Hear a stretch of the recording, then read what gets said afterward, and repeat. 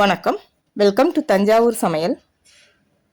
நெல்லிக்காய் ஜூஸ் எப்படி செய்கிறதுன்னு பார்க்கலாம் வாங்க. இது செய்கிறதுக்கு 10லேருந்து 12 நெல்லிக்காய் எடுத்திருக்கேன். இது கூட கொஞ்சமாக இஞ்சி, கொஞ்சம் கருவேப்பிலை சேர்த்துக்கலாம். இப்போ இஞ்சி கருவேப்பிலை சேர்க்காமலும் அரைக்கலாம், நான் இதெல்லாம் சேர்த்து அரைக்கிறேன்.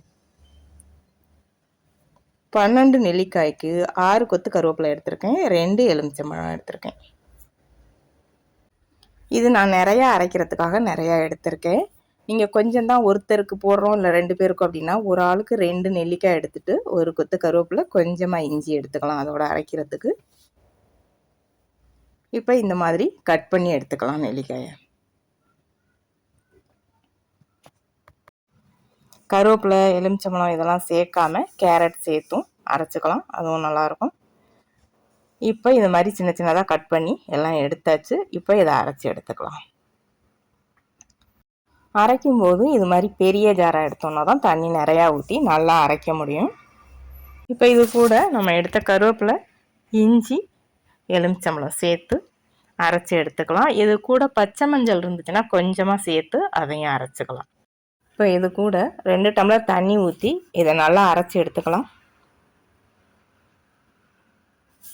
ஒரு முறை நல்லா இந்த மாதிரி அரைச்சிட்டு இதை வடிகட்டி திரும்பவும் இதை தண்ணி ஊற்றி திரும்பவும் அரைச்சிக்கலாம். ஒரு 2 தடவை அரைச்சிருக்கேன்னா நீங்கள் 3 தடவை வேணாலும் அரைச்சிக்கலாம். நல்லா அரைச்சி வடிகட்டலாம் அப்படின்னா ஒரு 2-3 தடவை அரைச்சிக்கலாம். இதில் நல்லா மசிஞ்சிருச்சு. ஒரு தடவை வடிகட்டிட்டு திரும்ப அதே மாதிரி 2 டம்ளர் தண்ணி ஊற்றி மறுபடியும் அரைச்சி எடுத்துக்கலாம்.